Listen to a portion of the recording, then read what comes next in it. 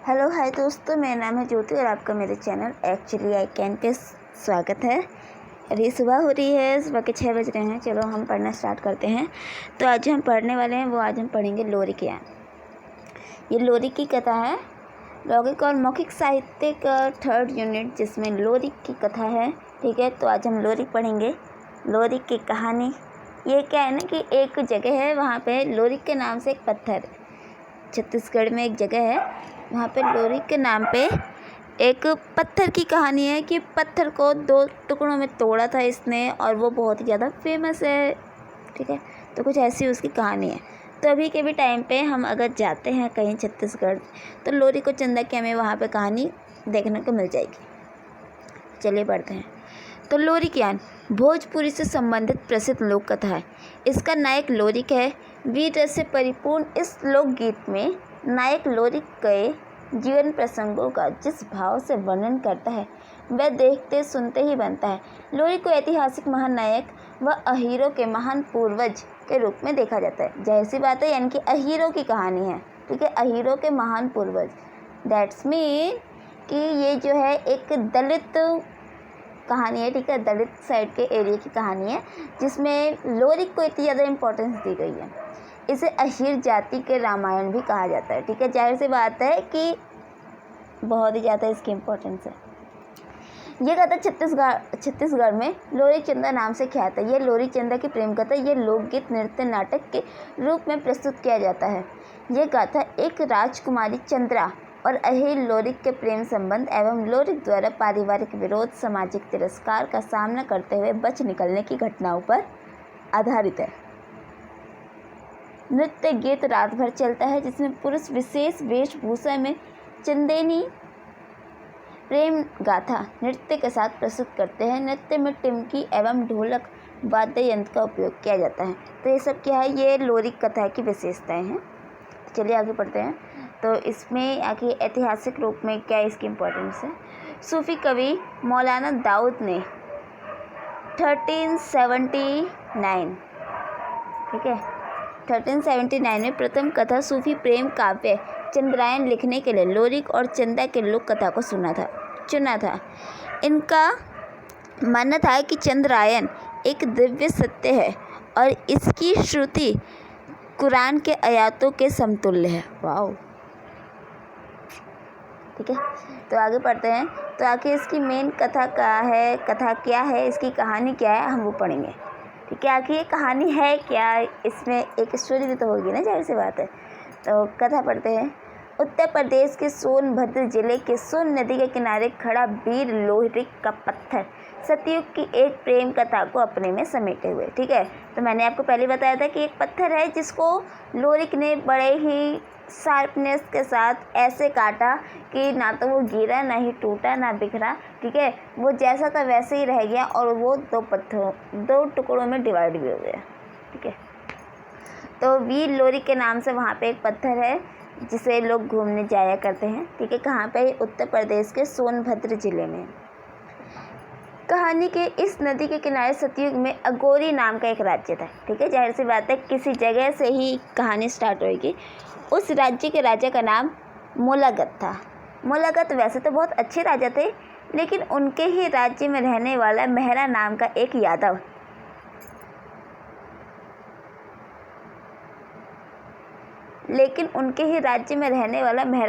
यादव उन्हें पसंद नहीं आता था क्योंकि मेहरा बलशाली था। जाहिर सी बात है राजा को कोई भी ताकतवर व्यक्ति ज़्यादा पसंद नहीं आएगा, वो उसके सपोर्ट में ना होगा, उसके अधीन ना होगा, तो जाहिर सी बात है कतई पसंद आएगा। राजा की हुकूमत की उसे परवाह नहीं थी और अपने इलाके में अपनी हुकूमत चलती थी। राजा हमेशा मेहरा को फंसाने की तरकीब खोजते रहते थे। एक दिन उन्होंने मेहरा को जुआ खेलने की दावत दी। प्रस्ताव ये रखा गया कि जुआ में जो जीतेगा वह इस राज्य पर राज करेगा। मेहरा ने राजा के प्रस्ताव को मान लिया। जुआ शुरू हुआ। राजा को उम्मीद थी कि वे जीत जाएंगे, लेकिन ऐसा होता नहीं है। एक एक करके राजा सब कुछ हारने लगता है और एक वक्त यह भी आता है जब राजा सब कुछ हार जाते हैं। शर्त के हिसाब से राजा को अपना राजपाट छोड़ना पड़ता है। राजपाट छोड़ के वे पश्चिम दिशा की ओर निकल पड़ते हैं।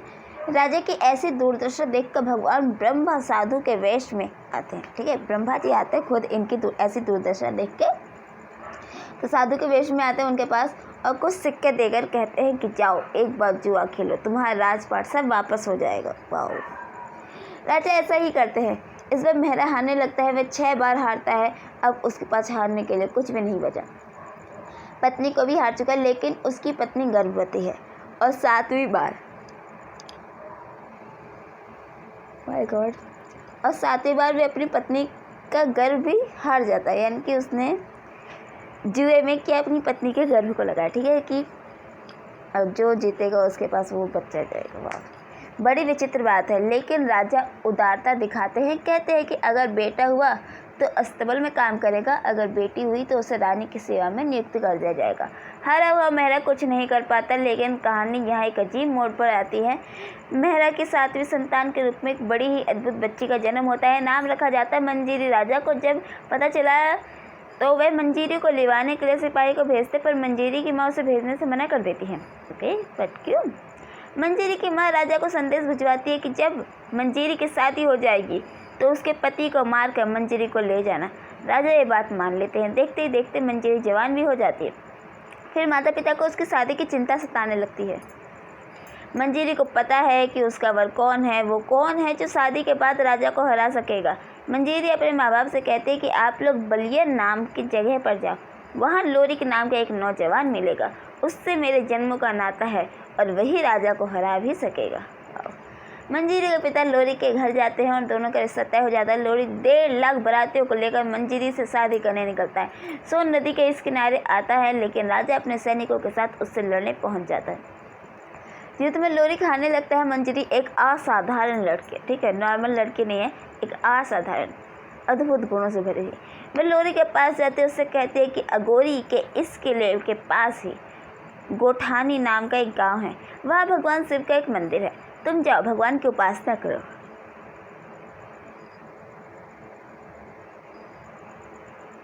इस युद्ध में जीत तुम्हारी ही होगी। लोरिक जीतता है, दोनों की शादी होती है, मंजीरी की विदाई हो जाती है। लेकिन गांव की दहलीज छोड़ने से पहले वह लोरिक से कहती है कि कुछ ऐसा करो जिससे यहाँ के लोग याद रखें कि लोरिक और मंजीरी कभी इस हद तक प्यार करते थे। लोरिक कहते कि बताओ ऐसा क्या करूं जो हमारे प्यार के तो निशानी बने। प्यार करने वाला कोई भी जोड़ा यहाँ से मायूस नहीं लौटे। मंजीरी ने लोरिक को एक पत्थर दिखाते हुए कहा कि इसे तलवार से ऐसे एक ही बार से काट दो। लोरिक ने ऐसा ही किया, पर एक नई समस्या आ गई। पत्थर 2 टुकड़ों में तो हो गया, लेकिन उसका एक हिस्सा पहाड़ से नीचे गिर गया। मंजीरी ने कहा कि पत्थर को ऐसे काटो कि उसके दोनों हिस्से एक ही जगह पे खड़े रहे। लोरिक ने ऐसा ही किया और ये पत्थर उस ज़माने से अभी तक यहीं पे खड़े हैं। ठीक है, फिर वीर लोरिक के पत्थर की कहानी। वीर लोरिक पत्थर उत्तर प्रदेश के मारकुंडी पहाड़ी पर रॉबर्ट्सगंज से लगभग 5 किलोमीटर की दूरी पर स्थित है। ये लोरिक और मंजीरी के प्रेम और बहादुरी का प्रतीक है। ओके, लोक कथा के अनुसार वीर लोरिक ने अपने सच्चे प्यार के सबूत के रूप में एक ही झटके में अपनी तलवार से इस पत्थर को काट दिया था। हर वर्ष यहाँ गोवर्धन पूजा मनाया जाता है। ठीक है, फिर यहाँ छत्तीसगढ़ में भी एक लोरिक चंदा की कहानी है। ठीक है, वही पढ़ लेते हैं। छत्तीसगढ़ में लोरिक चंदा का प्रसिद्ध लोक नृत्य है। ये छत्तीसगढ़ की प्रमुख प्रदर्शन कलाओं में से एक है। भदोही जिले में यह लोक नृत्य नाटक विशेष रूप से लोकप्रिय है। इसकी नायिका चंदा राजा महर की लड़की है। राजा ने उसका विवाह एक ऐसे व्यक्ति से कर दिया जो अक्सर बीमार रहता है। लोरिक एक गाय चलाने वाला ग्वाला है। वह बहुत ही सुंदर और बलवान राउत समाज का गौरव है। राजकुमारी चंदा जो बहुत ही सुंदर है, लोरिक को बांसुरी वादन से मोहित होकर उससे मन ही मन प्रेम करने लगती है। ठीक है, कि उसकी बांसुरी सुन के उससे वो मन ही मन प्रेम करने लगती है। फिर आगे है, चंदा जब अपने पति के घर जा रही होती है तभी एक व्यक्ति बटुआ उसकी इज्जत लूटने की कोशिश करता है। इसी समय लोरिक वहां पहुंच जाता है और चंद्रा को बचाता है। चंद्रा इस शादीशुदा व्यक्ति की वीरता पर मुग्ध हो जाती है। ठीक है, जाहिर सी बात है कि चंद्रा भी शादीशुदा है और जो लोरिक है वह भी शादीशुदा है। ठीक है, वो उसकी वीरता पर मुग्ध हो जाती है। चंदा की सुंदरता को देखकर लोरिक भी अपनी सुध खो बैठता है।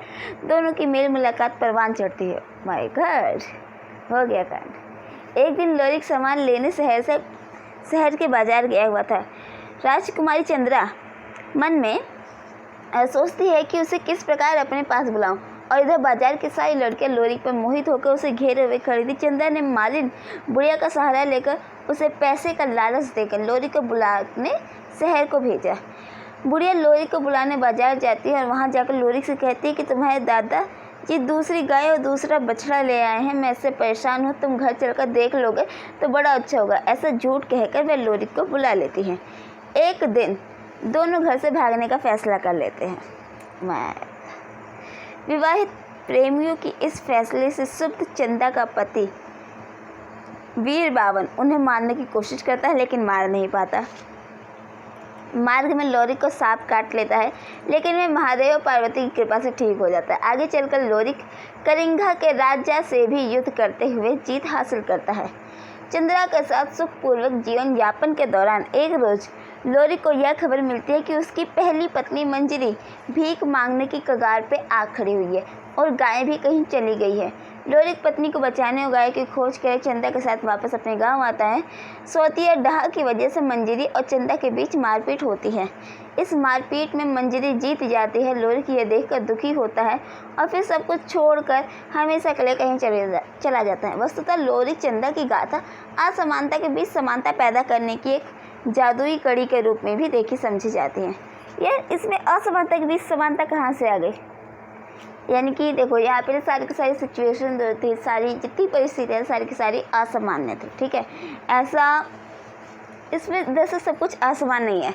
लोरिक की भी शादी हो चुकी है, चंदा की भी शादी हो चुकी है, लेकिन उसके बावजूद दोनों प्रेम विवाह करते हैं, अपने घर से भाग जाते हैं। सारी सिचुएशन जो है एकदम असामान्य है, बिल्कुल ही परिस्थितियाँ सामान्य नहीं। उन सभी के बीच में इन दोनों ने स्ट्रगल किया, ठीक है। चंद्रा ने और लोरिक ने दोनों ने स्ट्रगल किया और दोनों ने अपनी लाइफ को अच्छा बनाने के लिए हर जगह लड़ते रहे, ठीक है ना। तो यहाँ पे ये असमानता के बीच समानता पैदा करने की जादुई कड़ी के रूप में से देखा समझा जा सकता है। क्योंकि नायक क्या है, यदुवंशी है, गाय चराता है, जाहिर सी बात है, ठीक है। उसकी ज़्यादा ऊंची कास्ट नहीं है, जाहिर सी बात है। और नायिका जो है वो राजा की बेटी है। प्रसिद्ध लोक मर्मज्ञ राम हृदय तिवारी इस गाथा को दो मानवीय प्राणों के प्यार की तलाश में अतिरिक्त आकांक्षा मानते हैं। ये इन व्यक्ति जी का नाम अंडरलाइन कर लीजिएगा कि प्रसिद्ध लोक मर्मज्ञ राम हृदय तिवारी जी इस गाथा को दो मानवीय प्राणों के प्यार की तलाश की अतिरिक्त आकांक्षा मानते हैं। लोक गाथाओं पर विशद अध्ययन करने वाले कथाकार रामाकांत श्रीवास्तव कहते हैं कि समाज विवाहित स्त्री और पुरुष के प्रेम प्रसंग को अच्छे नज़रिए से नहीं देखता। जाहिर सी बातें नहीं देखते यार, लेकिन लोरिक चंदा की गाथा में रूढ़ियाँ टूटती हुई दिखती हैं, रूढ़ियाँ इन्होंने तोड़ दी हैं। इसमें हम विवाहितों के परिपक्व प्रेम से परिचित होते हैं, ठीक है। यहाँ पे हमारी ये लोरिक और चंद्रा की कहानी समाप्त होती है। इसमें दो कहानी है। पहली वाली जो लोरिक चंद्रा की कहानी वो लोरिक पत्थर से जुड़ी हुई है, ठीक है, कि वो लड़ाई करके आता है अपनी जन्मों जन्मों की साथी को बचाने के लिए। और दूसरा है कि वो दोनों विवाहित है, विवाह होने के पश्चात भी वो प्रेम में पड़ जाते हैं, ठीक है। और फिर अपने प्रेम की खातिर वो सबसे लड़ जाते हैं, ओके। तो यहाँ पे लोरिक की कथा समाप्त होती है। अगली वीडियो में हम पढ़ेंगे सारंग और सदावृक्ष की कहानी, ठीक है। चलिए अभी के लिए take care, bye bye, Tata.